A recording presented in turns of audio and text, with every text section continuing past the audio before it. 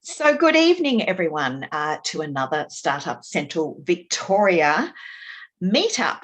And I'm delighted to have another business-to-business chat with Grant Sutton from AgCloud. And it's about a problem that many of our rural businesses, particularly farms, but you could be a rural business anywhere out in the regions. Grant certainly knows that, being on the ground, and is going to share some tips with us tonight. But first, I would like to acknowledge and extend my appreciation for the traditional owners of the land that we are standing on today. So I'm on Dja Dja Wurrung. I think maybe most of us tonight will be, but the Central Victoria region meets on Yorta Yorta, Dja Dja Wurrung and Tangarung country, because we encompass 6 local government areas. So Startup Centre Victoria is funded by the Victorian State Government and led by the City Greater Bendigo on behalf of the region. It's focused on encouraging startups and scale-ups across the region, and that's about sharing ideas. How can we overcome problems and barriers to help us scale up our businesses, hence the topic tonight. So tonight's topic is all about communications and some of the issues that rural businesses face. Now, as I said, Grant is very much on the ground, and he would also know this because lots of my friends are in rural areas. Of a night time, their internet gets very hard. Hence, they're all then saying, we'd love to come in tonight, but we have such weak internet. Can you please record it for us? Hence, we are recording this resource like we do all of our meetups.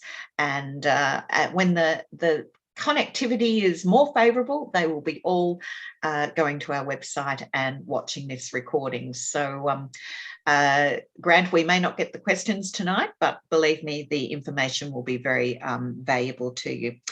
Yes. So without any further ado, thank you, Grant. I know you've got a few slides to show, and if you'd like to share your screen, I will just hand over to you, and we're in your hands. Thank you. No worries, I'll just share this.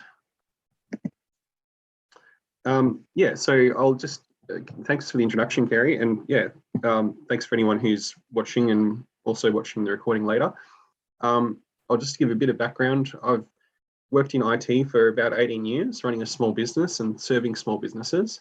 And I started AgCloud in about 2018 with 2 of us, and we've sort of slowly built up to about 14 staff.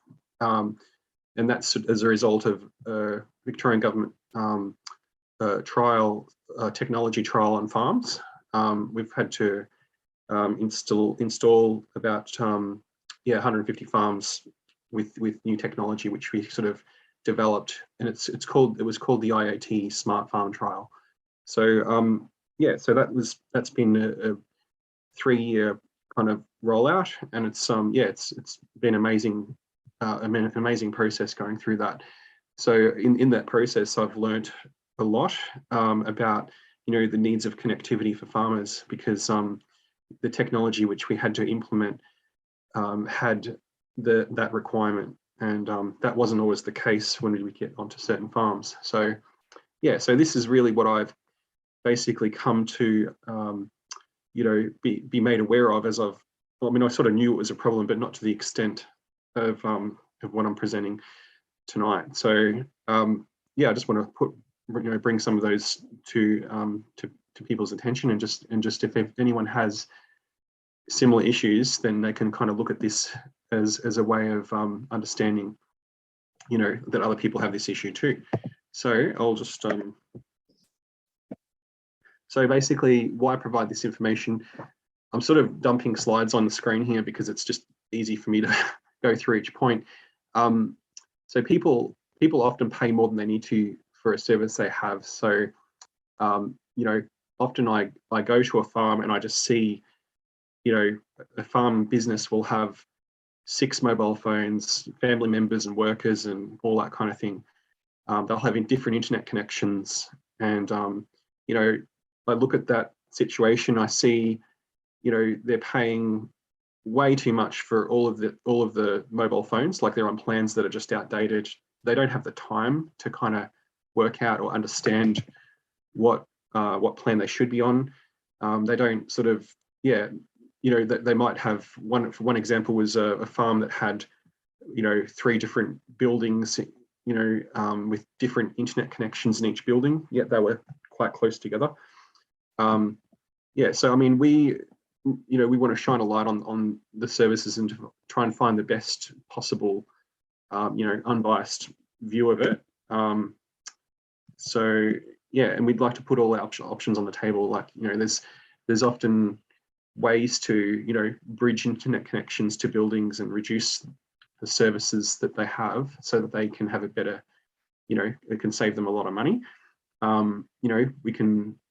We provide network infrastructure for farmers that not only enables the cost saving, but also the ability to integrate other digital technologies, the things that we put in, like security cameras and the sensors and that sort of stuff. And improving connectivity means improving service outcomes. That they just get on better with everything if you can do that. So like when farmers, this is a typical picture just of like, the frustration that they feel.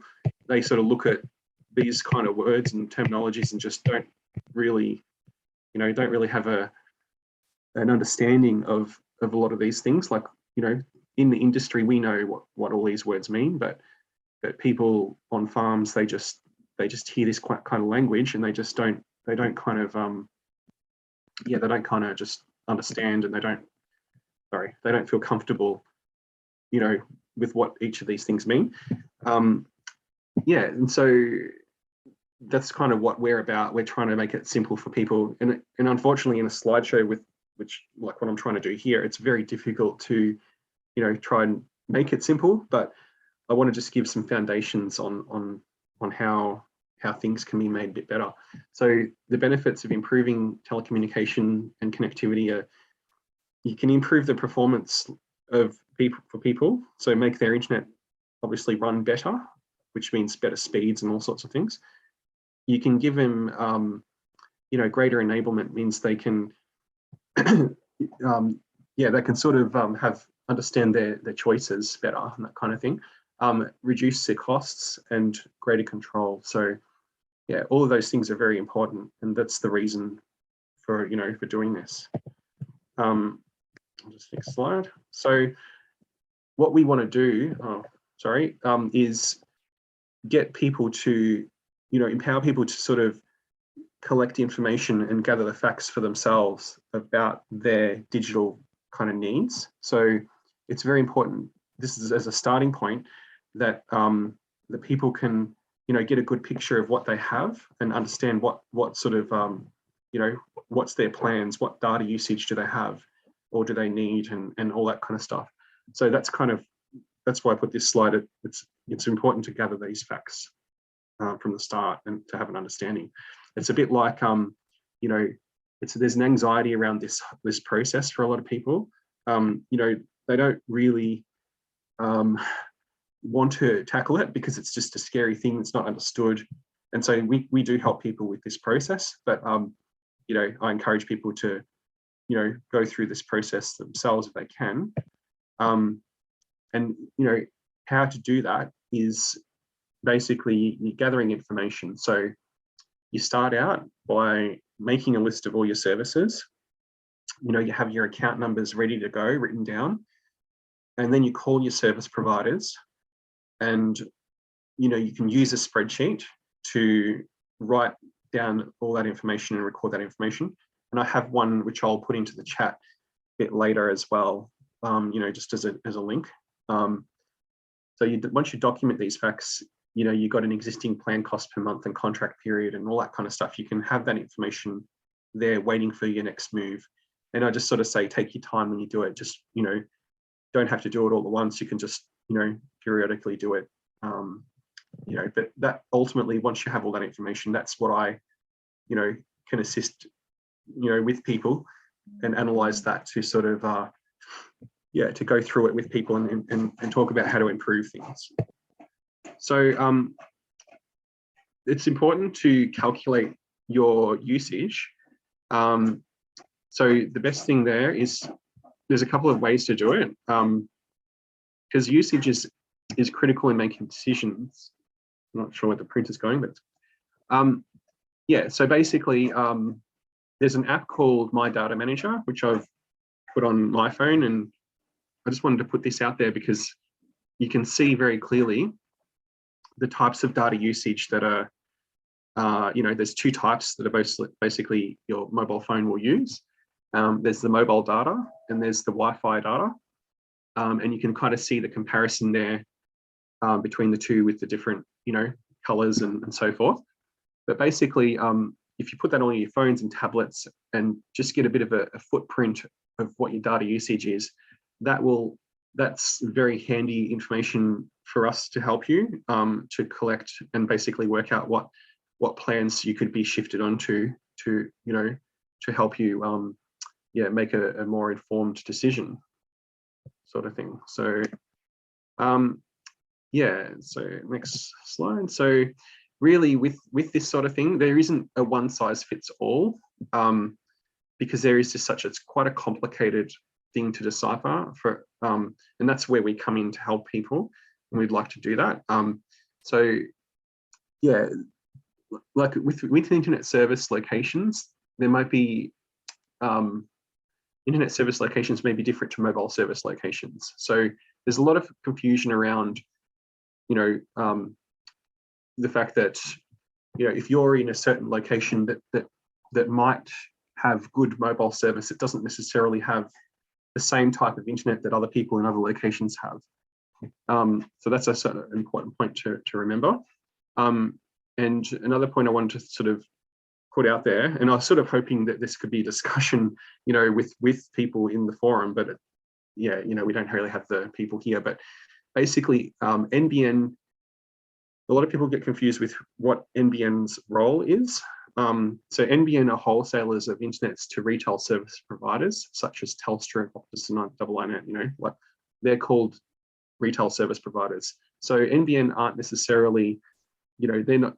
A lot of people will sort of blame NBN for issues that they have, but really it's often a resolvable issue with the actual service providers. So that's an important point that we work through. And there's ways to sort of work out what your better internet, what your coverage is with coverage maps and so forth. So NBN internet servers in rural areas come down to infrastructure in their area. So when you're choosing an internet connection, you need to sort of work out and understand what is available in your area, what technology is available in your area. And most rural areas have, some small towns and rural towns have fixed line, which is called fiber to the node or fiber to the curb. They have fixed wireless, which are like towers that are operated and managed by NBN, but again, they're not NBN when you go to get the service. It's the service providers, and they also have a service called SkyMuster, which is a satellite service. So that's just some services I'm putting out there for you. Do you have any questions, Kerry? Is there any kind of There are so many questions in my mind, Grant, but no, none from the group. So you're doing well. Keep going, and right. I'm just absorbing all this. Thank you. Yeah, no worries. So I want to sort of put in a breakdown of what types of rural internet services there are. So basically, you have 3G, 4G sort of towers, like telco towers. In the rural areas, it's Telstra and Optus. Those are the two choices. And I kind of want to break down the advantages and disadvantages of each of these types of services, because this is the choice out there for people.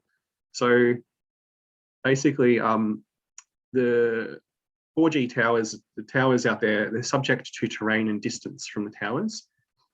This is what you're sort of dealing with. Your data plans are not unlimited when it comes to these, although that may one day kind of change, but at this stage, I don't know of any data plans that are unlimited. So you're on a particular, amount of data. You have speeds generally, and this is just general and rough, but speeds between 1 megabit to 60 megabit. Telstra, at the time that I checked it out, it was had 120 gig for $85 a month. And I just wanted to stipulate, just mention that is, Larry, are you there? Oh no, sorry, I thought I heard you talking. I thought I just started working. Sorry. Yeah, I just want to point out that that this is a recording which in 6 months' time it could be completely different to this. There could be quite a lot of changes here in terms of the data allowances or the pricing sort of thing. So I just want to point that out. Optus, so I do the two competitive companies. It's 500 gig for $60 a month at the time of this, which was, I think I made this a few months ago. And speeds are subject to traffic. So the speeds will reduce the more traffic there is with this type of technology. And the ping, which is kind of like the delay effect, like how when you click how quickly things respond, that's between 30 and 50 milliseconds. It's measured in milliseconds, so that's quite good. That's not a problem. Okay. Now the other type of internet service for rural communities is NBN fixed wireless.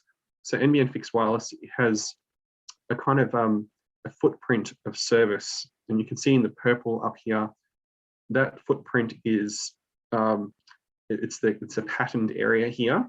So this is up around Sea Lake, and there was no fixed wireless at all at Sea Lake, but the fixed wireless towers were far away from there. So the fixed wireless service has been kind of what is really wanted in these communities, as in it's much preferred over other types of technologies, and the reason is because there is unlimited data plans for this. Yeah, but again, it's subject to terrain and distance. The speeds that you get with this technology, again, this technology is provided through providers like Telstra, Optus, and Ionet, and all that. The speeds you usually get from this are between 11 and 50 megabit, and that actually is going to increase with the next version too, by the way. Telstra's unlimited data plan at the time of this was $90 a month, and Optus unlimited data plan is $80 a month. Once you get the unlimited data, you don't have to, all you're looking at from that point is really the speed and the price, because you don't have to worry about the data, you get unlimited. So the speeds are subject to traffic and distance, and the ping is really good as well. 30 to 50 milliseconds is not a problem at all, and that's not a complaint. So the next option 3 is NBN SkyMaster. That is subject to other available options like fixed wireless. So you can't get SkyMaster if you've got fixed wireless, which I don't know many people who would want to.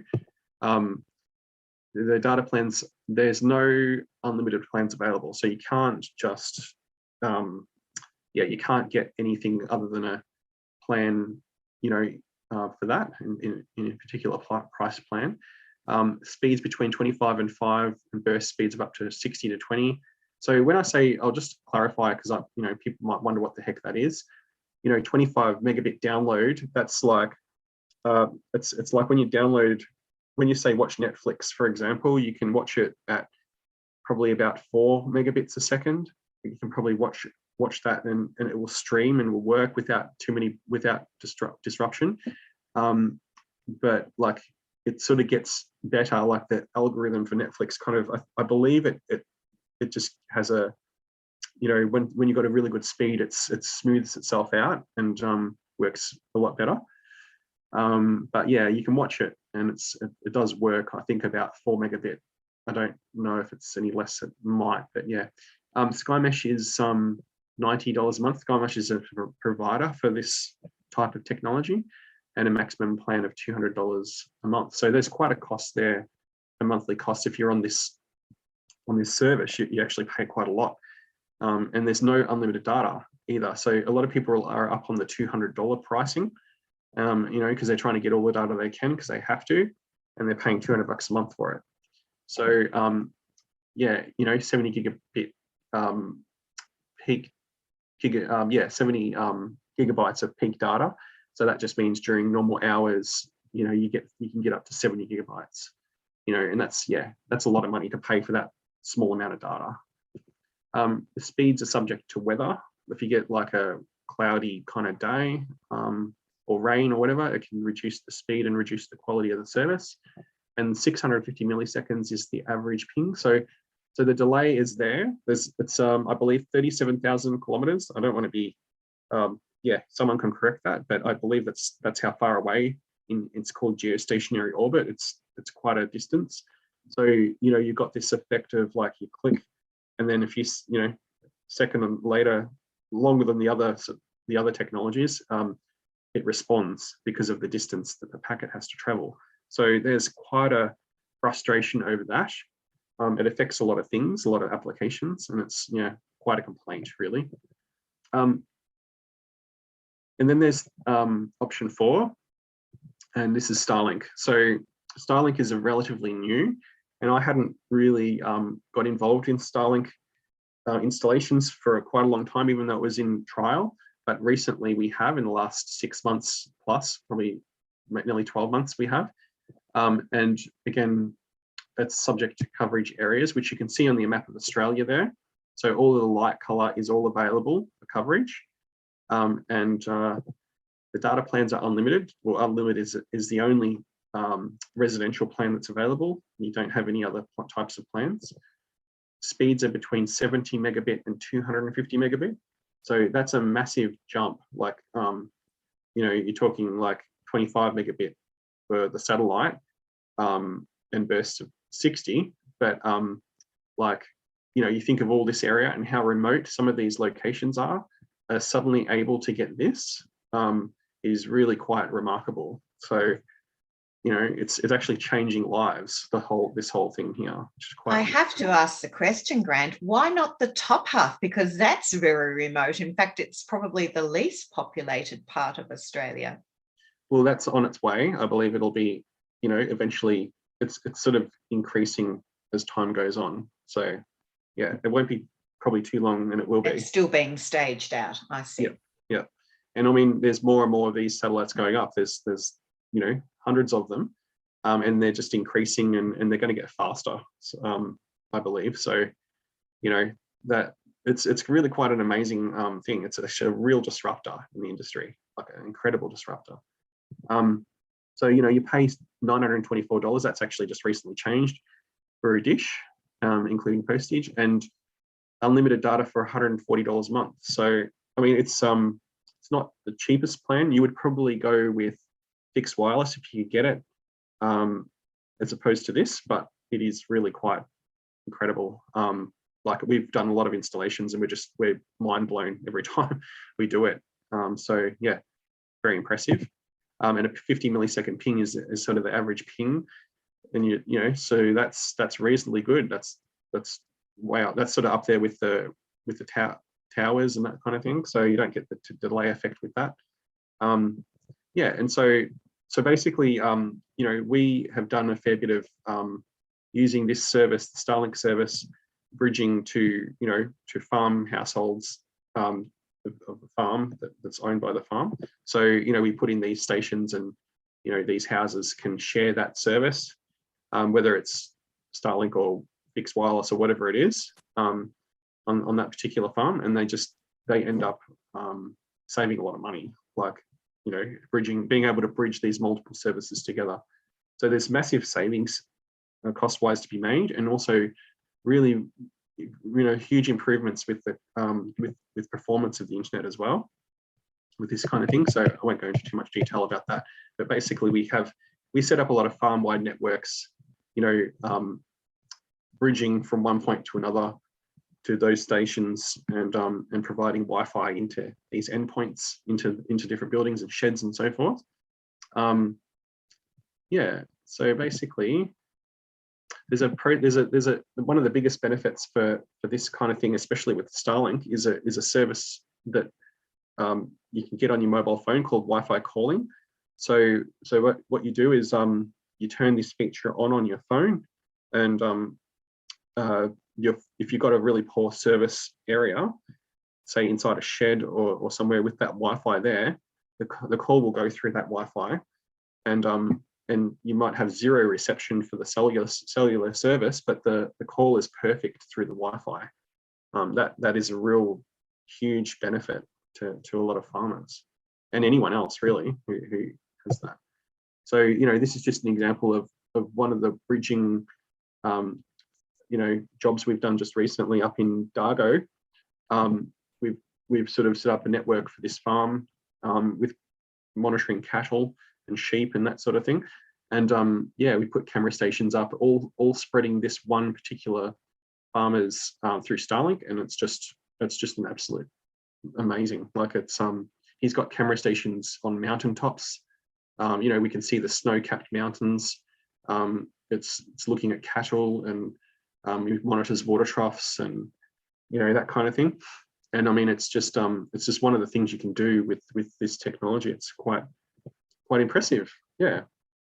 So, you know, that's really it in a nutshell. I'm basically up for any questions.